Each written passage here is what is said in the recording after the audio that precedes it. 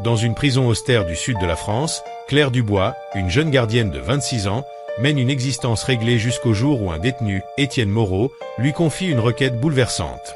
Ce n'est pas une simple demande, mais un défi qui ébranle ses convictions. Une promesse faite à une enfant disparue, un secret enfoui. Claire doit choisir entre obéir ou risquer tout pour la vérité.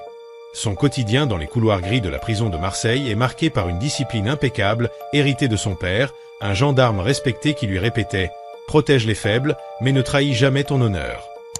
Diplômée avec mention, elle avait rejoint la police à Aix-en-Provence, où son calme et sa droiture lui avaient valu l'estime de ses collègues, mais aussi l'hostilité de son supérieur, le capitaine Lefebvre, dont elle avait repoussé les avances. Mutée en guise de sanction dans un établissement pénitentiaire de haute sécurité, Claire apprend à lire les silences, à maintenir l'ordre sans provoquer. Parmi les détenus, Étienne Moreau, condamné pour fraude, se distingue par sa politesse et sa discrétion.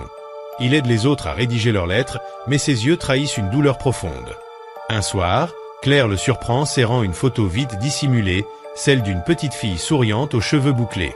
Plus tard, lors d'un contrôle, elle découvre sous son matelas une pochette contenant coupures de presse, lettres et notes manuscrites. Étienne avoue avoir été piégé par son ancienne entreprise et raconte qu'il avait promis à sa fille Camille, morte à 8 ans d'une leucémie, de prouver son innocence et de l'emmener voir la Méditerranée, un rêve qu'elle n'a jamais pu réaliser. Touchée, Claire enquête en secret. Elle consulte des archives, contacte Marc, un journaliste, rencontre d'anciens employés et découvre des preuves falsifiées. Étienne est innocent, mais le défendre pourrait lui coûter sa carrière, voire sa liberté. Pourtant, l'image de Camille la pousse à agir. Avec Marc, elle rassemble des témoignages et des courriels accablants. Un ancien collègue, mourant, avoue avoir fabriqué de fausses preuves sous pression. Lorsque l'histoire éclate dans les médias, les dirigeants de l'entreprise sont arrêtés et Étienne devient un symbole d'injustice réparée. Mais l'administration pénitentiaire enquête sur la fuite d'informations et Claire sait qu'elle est en danger. Dans la chapelle silencieuse, Étienne, les larmes aux yeux, la remercie puis exprime un dernier souhait. Créer un fonds au nom de Camille pour soutenir les enfants malades dont les parents affrontent l'injustice. Claire sent le poids de ce choix.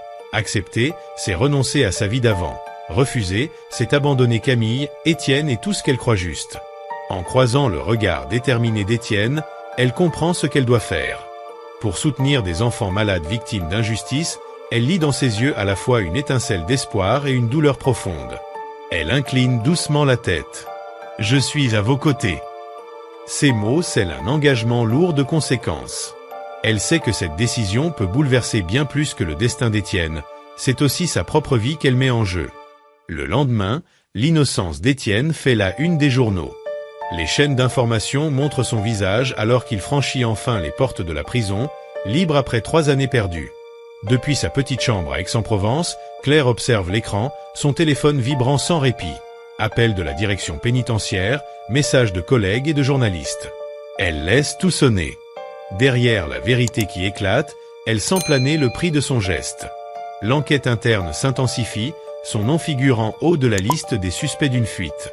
Pendant ce temps, Étienne s'installe dans un petit appartement à Nice, près de cette mère qu'il n'a jamais pu montrer à Camille.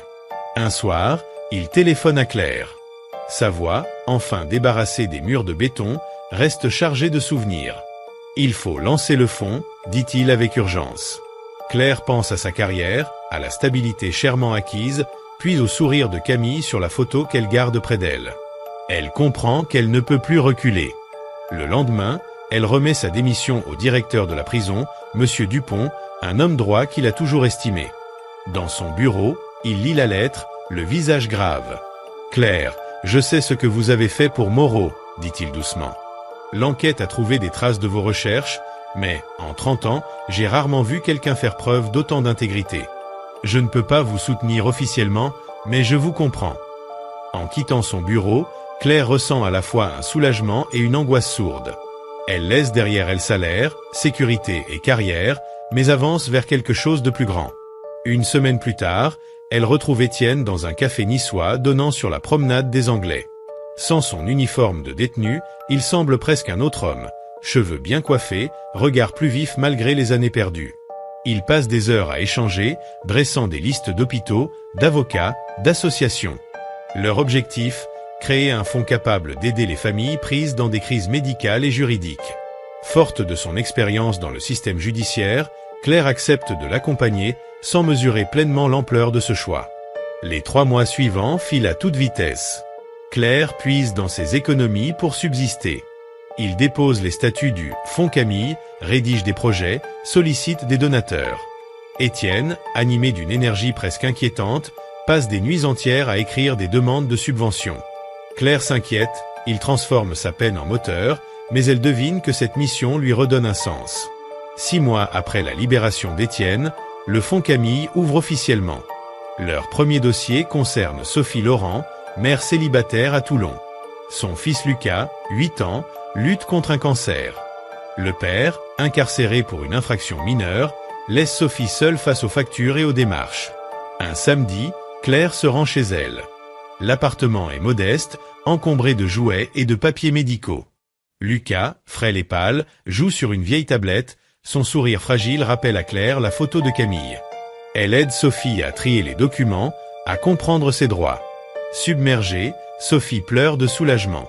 Claire sent une chaleur nouvelle l'envahir, une justice qui n'est plus celle des tribunaux, mais celle du cœur. Le soir venu, elle raconte à Étienne l'histoire de Lucas, ses dessins, son rêve de devenir médecin pour aider d'autres enfants. Long silence à l'autre bout du fil. Puis, c'est la première fois, depuis Camille, que j'ai l'impression d'honorer ma promesse, murmure-t-il. Claire saisit alors la véritable dimension de leur mission, redonner espoir là où il s'est éteint. En 1 an, le Fonds Camille grandit, soutenant des dizaines de familles par des aides financières, des conseils juridiques et des groupes de soutien. Claire excelle dans ce rôle, sa connaissance des arcanes administratives ouvre des portes que d'autres laissaient fermées. Sa compassion fait d'elle un appui pour des parents épuisés. Quant à Étienne, il se métamorphose. L'homme brisé rencontré en prison devient un ardent défenseur. Il plaide pour des réformes, prend la parole lors de conférences sur la justice. Mais ce sont les petites victoires qui comptent le plus. Une lettre d'une mère dont l'enfant est en rémission, la photo d'un sourire retrouvé. 2 ans après sa libération, un soir où Claire travaille tard au bureau du fonds à Nice, Étienne l'appelle, enthousiaste. Une grande entreprise pharmaceutique propose de fournir gratuitement des médicaments aux enfants accompagnés par le fonds. Claire sourit, leur action dépasse désormais tout ce qu'ils avaient imaginé. La mémoire de Camille, cet enfant qui n'a jamais vu la mère, continue de transformer des vies. Pourtant, Claire sent qu'une épreuve plus vaste approche. En fermant la porte du bureau ce soir-là, elle jette un dernier regard sur la photo de Camille accrochée au mur. Son sourire éclaire encore la pièce, rappelant pourquoi ils se battent. Le lendemain, un appel brise cet équilibre.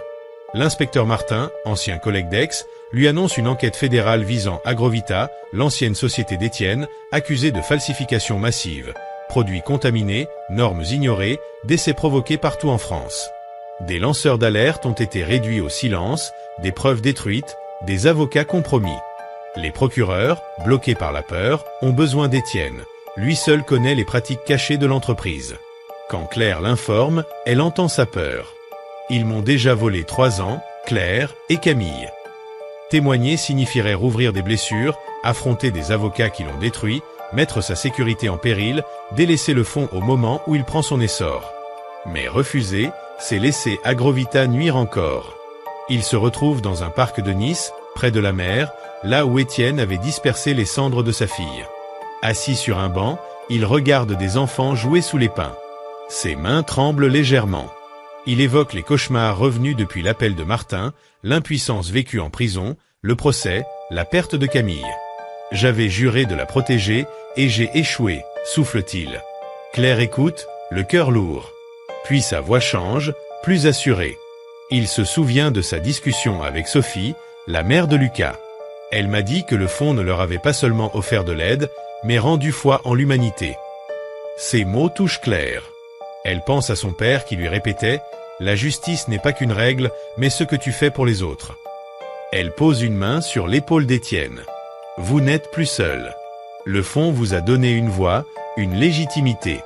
Ils ne pourront plus vous réduire au silence aussi facilement. » Dans les yeux d'Étienne, une lueur fragile, mais déterminée, renaît. Camille aurait voulu qu'il continue le combat, pas qu'il se taise. Ce n'était pas seulement pour elle, mais aussi pour tous ceux qui n'avaient personne vers qui se tourner. Étienne accepta finalement de témoigner. Les mois suivants furent un véritable tourbillon. Claire devint son pilier. Elle coordonnait avec les procureurs fédéraux, l'aidait à préparer sa déposition, travaillait avec des experts en sécurité afin d'assurer sa protection. Elle veillait également sur le fonds Camille, déléguant les tâches à une équipe de bénévoles dévoués. Les médias se saisirent rapidement de l'affaire. Jour après jour, Étienne se retrouvait face aux avocats d'Agrovita. Il racontait les rapports falsifiés, les licenciements infligés à ceux qui avaient signalé des risques, les pressions exercées pour masquer des contaminations. Dans la salle d'audience, Claire voyait l'homme brisé qu'elle avait rencontré en prison se transformer en symbole de courage. Les avocats adverses tentèrent de le présenter comme un homme amer, mu par la vengeance. Il leur répondit calmement.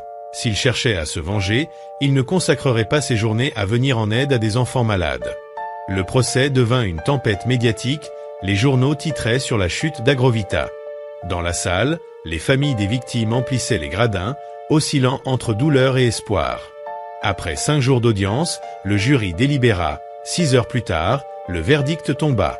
Les dirigeants d'Agrovita furent reconnus coupables des chefs d'accusation majeurs et condamnés à la prison, tandis que l'entreprise écopait d'amendes colossales destinées à indemniser les victimes. Un contrôle fédéral fut imposé pour plusieurs années. Dans le prétoire, Claire sentit une vague de soulagement. À la barre, Étienne ferma les yeux, comme s'il adressait quelques mots à Camille. La véritable victoire vint ensuite. D'anciens lanceurs d'alerte, longtemps réduits au silence, prirent contact avec les procureurs, inspirés par son courage. Des familles envoyèrent des lettres pour remercier le fonds Camille d'avoir prouvé que la justice pouvait triompher. Des associations proposèrent des partenariats pour élargir leur mission. 6 mois plus tard, Claire et Étienne se retrouvèrent au bureau du fonds, désormais couverts de photos. Des enfants souriants, des parents reconnaissants, et au centre, un portrait de Camille. Étienne, plus serein, parlait déjà d'avenir, ouvrir des antennes à Lyon ou Toulouse, créer des programmes destinés aux communautés rurales. Claire reconnut ce ton, celui d'un homme qui avait transformé sa douleur en objectif. Mais leur travail ne faisait que commencer. Chaque jour apportait de nouveaux appels. Familles englouties sous des dettes médicales, parents pris dans des engrenages judiciaires. Claire excellait à démêler ses nœuds, forte de son passé dans la police, de sa rigueur et de sa compassion.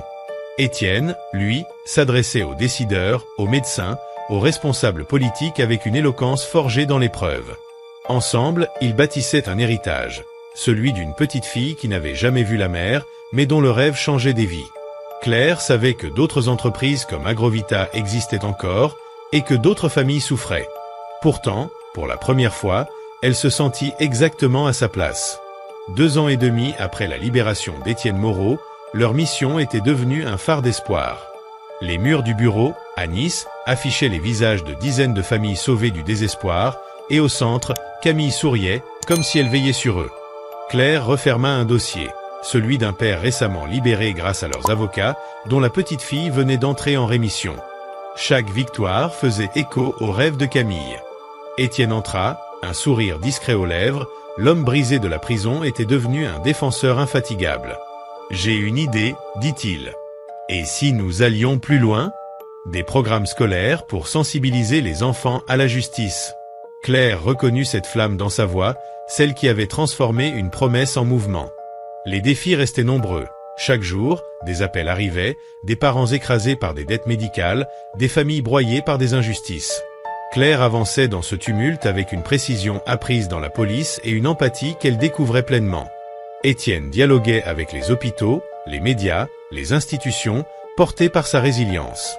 Ensemble, ils formaient une force. Le fonds Camille avait désormais des antennes à Lyon et Bordeaux, ainsi que des partenariats avec des hôpitaux européens. Un soir, Claire reçut un courriel, une invitation à prendre la parole à Paris devant un comité national sur la réforme judiciaire. Elle sourit. Elle, l'ancienne gardienne, était devenue une voix pour ceux que le système oubliait. Elle repensa à son père, à ces mots « La justice, c'est protéger ceux qui n'ont personne ». Elle avait payé ce prix, mais trouvé sa vocation. Étienne préparait un nouveau projet, une bourse au nom de Camille, destinée aux enfants guéris qui souhaitaient étudier la médecine. Il voulait que leur douleur devienne une force, comme la sienne. Claire, admirative, voyait en lui un homme qui avait tout perdu, sa fille, sa liberté et qui avait fait de ce drame un espoir pour d'autres. Elle se souvenait de leur première rencontre dans la prison de Marseille. Jamais elle n'aurait cru que ce détenu bouleverserait ainsi sa vie. Leur histoire n'était pas terminée. Chaque famille aidée représentait un pas vers un monde plus juste. Claire savait que d'autres Agrovita existaient, que d'autres Camille attendaient leur chance. Mais elle n'avait plus peur. Avec Étienne, elle avait prouvé que la justice ne réside pas seulement dans les lois, mais aussi dans le cœur de ceux qui osent agir. Dehors, la mer murmurait doucement.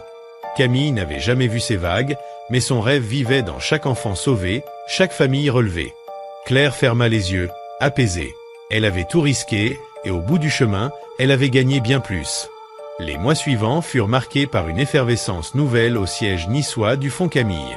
Les appels affluaient. Familles, associations, médecins, parfois même des magistrats cherchant un appui discret. Claire, devenue une référence dans les milieux sociaux et judiciaires, voyait son agenda se remplir de réunions, d'auditions, de voyages improvisés pour rencontrer des enfants hospitalisés dans des villes qu'elle n'avait jamais visitées. Étienne, plus calme mais tout aussi acharné, coordonnait les partenariats, peaufinait le projet de bourse au nom de Camille et affinait ses interventions publiques. Un matin d'automne, ils reçurent une lettre manuscrite, au papier jauni, signée Juliette Besson. Cette femme racontait l'histoire de son petit-fils, Malo, âgé de 7 ans, atteint d'une maladie rare. Son père purgeait une peine injuste pour un accident de travail maquillé en négligence volontaire par son employeur. Juliette suppliait « Aidez-nous, je n'ai plus la force de me battre seule ». Les mots tremblaient sur la page, mais révélaient un courage obstiné. Claire lut la lettre à voix haute dans le bureau baigné par la lumière douce du matin. Étienne resta silencieux un long moment, puis hocha la tête. « Nous irons les voir ». Le voyage jusqu'à Brest fut éprouvant, pluie battante, train en retard. Mais la rencontre avec Juliette et Malo dissipa la fatigue. Dans une petite maison en granit, un feu crépitait. Malo, amaigri mais rieur, montra fièrement à Claire un dessin de bateau. Il rêvait d'être marin, pour traverser les océans et chercher des trésors. Juliette, digne malgré ses rides marquées, expliqua le combat qu'elle menait contre l'entreprise responsable de l'accident qui avait coûté sa liberté au père de Malo. Le Fonds Camille lança aussitôt une action. Avocats, médecins experts, campagne médiatique. Pour Claire, cette bataille prenait un sens particulier. Elle voyait dans Juliette un reflet de son propre père, ces gens simples qui croient, malgré tout, à l'intégrité. Les semaines s'enchaînèrent. À Paris, Claire prit la parole devant le Comité national sur la réforme judiciaire. Elle y raconta comment des failles institutionnelles laissaient sombrer des familles entières. Sa voix, claire et posée, troubla l'Assemblée. Elle ne cherchait pas la reconnaissance, elle plaidait pour ceux qui n'avaient pas de tribune. Étienne, assis au premier rang, la regardait avec fierté. Après son discours, plusieurs députés vinrent proposer de collaborer. D'autres, plus prudents, lui conseillèrent de ménager les équilibres. Claire comprit alors que le vrai combat commençait, celui contre l'inertie. Pendant ce temps, le Fonds Camille ouvrit une antenne à Bruxelles afin d'aider les enfants de familles migrantes pris dans des procédures administratives kafkaïennes. Claire y fit plusieurs séjours. Dans un centre d'accueil, elle serra la main d'Esha, petite fille somalienne soignée pour une infection cardiaque, dont le père était retenu dans un centre fermé. Le regard déterminé d'Esha lui rappela Camille, même gravité, même lumière fragile. Pourtant, derrière les réussites, l'ombre persistait. Agrovita, bien que condamné, n'avait pas entièrement disparu. Des filiales tentaient de renaître sous d'autres noms. Étienne, qui avait cru pouvoir tourner la page, reçut des menaces voilées, courriels anonymes, appels muets. Un soir, en rangeant des dossiers, Claire remarqua sa main trembler. Elle posa doucement la sienne sur la sienne. « Tu n'as plus à te battre seul, Étienne. » Leur complicité se renforça, mais exigeait des sacrifices. Claire passait de longues nuits à rédiger des notes juridiques, à soutenir des parents désespérés. Parfois, elle se demandait si elle n'avait pas simplement remplacé ses murs de prison par d'autres obligations. Pourtant, chaque sourire d'enfant balayait ses doutes. Un hiver, une tempête s'abattit sur la Côte d'Azur. Les vagues s'écrasaient contre la promenade des Anglais. Étienne proposa de se rendre au large pour disperser quelques fleurs en mémoire de Camille. Claire l'accompagna. Sur le bateau, le vent fouettait leurs visages. Étienne murmura « Elle serait fière de toi ». Claire, émue, sentit qu'un lien invisible les unissait, né d'une promesse faite à une petite fille. Le printemps suivant apporta un nouveau défi. Le gouvernement envisageait de réduire les aides destinées aux associations d'accompagnement juridique. Les coupes budgétaires menaçaient directement le Fonds Camille. Claire et Étienne organisèrent alors une grande conférence à Marseille, dans l'ancienne salle des archives judiciaires. Ils y invitèrent des familles aidées, des médecins, des magistrats. Malo, guéri, lut un texte qu'il avait écrit « Merci de ne pas nous avoir oubliés ». L'émotion submergea l'Assemblée. Le lendemain, sous la pression médiatique, le projet de réduction fut abandonné. Peu à peu, le fonds devint plus qu'une structure, une communauté. Des parents bénévoles accompagnaient les nouveaux bénéficiaires, des avocats proposaient leur temps gratuitement, des étudiants en médecine s'engageaient auprès des enfants hospitalisés. Claire, attentive, veillait à préserver l'âme du projet, la simplicité, l'écoute, la fidélité aux rêves de Camille. 3 ans après sa libération, Étienne proposa une retraite d'été pour les familles suivies. Ils louèrent une grande maison près de Sisteron. Des enfants y découvrirent la montagne, firent du kayak, peignirent des fresques colorées. Le soir, autour du feu, chacun partageait ses espoirs. Étienne parlait rarement de lui, mais ce soir-là, il évoqua Camille. Elle adorait inventer des histoires où les héros sauvaient toujours quelqu'un. « Vous êtes ces héros ». Claire, les yeux brillants, sentit que la boucle se refermait. Camille vivait à travers cette chaîne de solidarité. Un soir d'automne, alors qu'il rangeait le bureau, Étienne se tourna vers Claire. « Tu as changé ma vie, Claire. Sans toi, je serais resté cet homme enfermé, même dehors. » Elle répondit doucement. « Tu as donné un sens au risque que j'ai pris. Ensemble, on a trouvé un chemin. » Dehors, la mer étincelait sous la lune. Leurs pas résonnaient sur le quai, empreints d'une sérénité nouvelle. Il restait tant à faire, d'autres enfants à soutenir, d'autres injustices à combattre. Mais désormais, ils savaient qu'aucun obstacle n'était insurmontable lorsque la vérité et la compassion marchaient de concert. L'automne s'annonçait plus calme, mais une accalmie dans la vie de Claire ne durait jamais longtemps. Un soir de pluie, alors qu'elle terminait des dossiers au bureau de Nice, un message crypté atterrit dans la boîte mail du fond, « Dossier Bérénice urgence ». Les mots étaient suivis d'un lien menant vers des documents scannés. Analyse médicale, témoignages de soignants, courrier resté sans réponse. L'histoire d'une adolescente de 14 ans, Bérénice, atteinte d'une infection provoquée par un lot de médicaments contaminés, une sous-marque qu'Agrovita avait discrètement rachetée via une société écran. Claire sentit un frisson, les fantômes d'Agrovita revenaient. Elle appela Étienne sur le champ. Sa voix, d'abord lasse, reprit ce ton grave qu'il avait dans les salles d'audience. On pensait les avoir arrêtés, mais quelqu'un les protège encore. Ils décidèrent de se rendre ensemble à Lyon, où Bérénice était hospitalisée.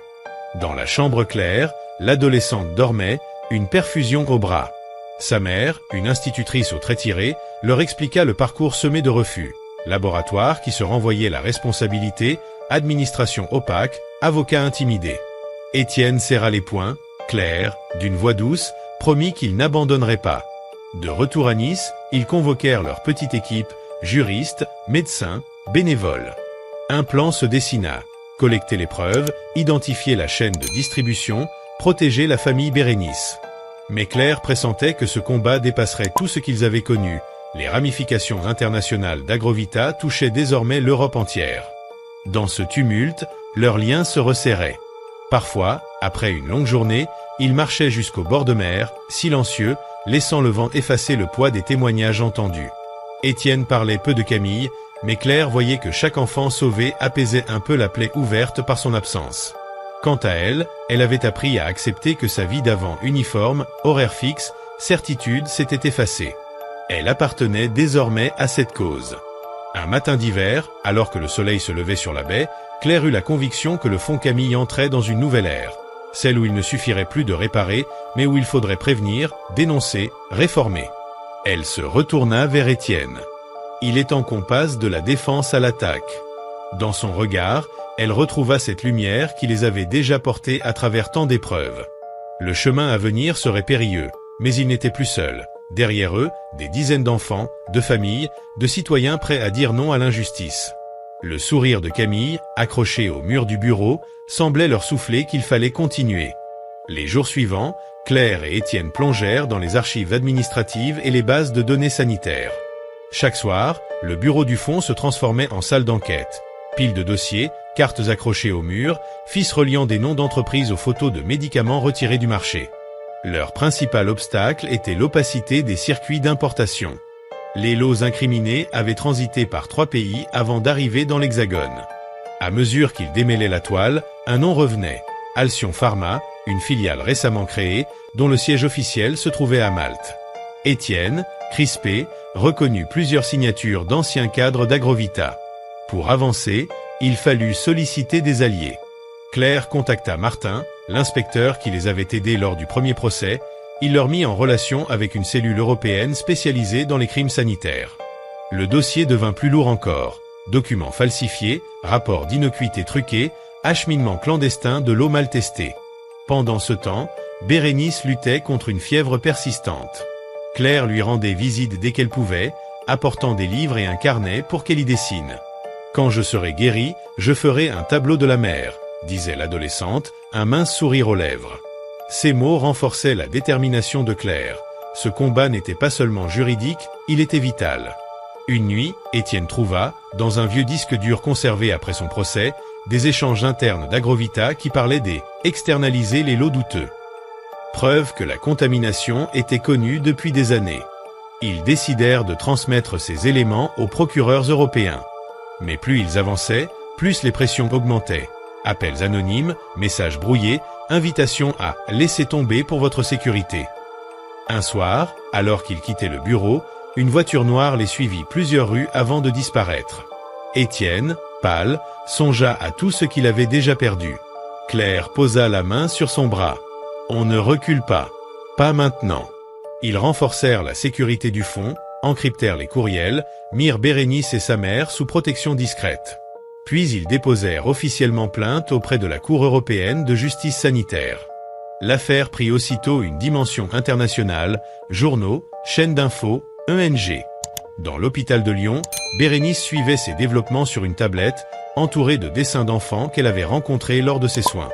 Elle envoya un message à Claire, « Dites à Camille merci pour moi ». Claire resta longtemps devant l'écran, émue par la force de cet enfant qui, malgré la maladie, choisissait de croire à la justice. L'hiver s'achevait quand la première audience fut fixée à Bruxelles.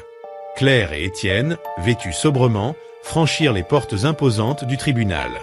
Dans leurs yeux brillait le même éclat qu'au premier jour, celui d'un engagement qui dépassait leur propre histoire.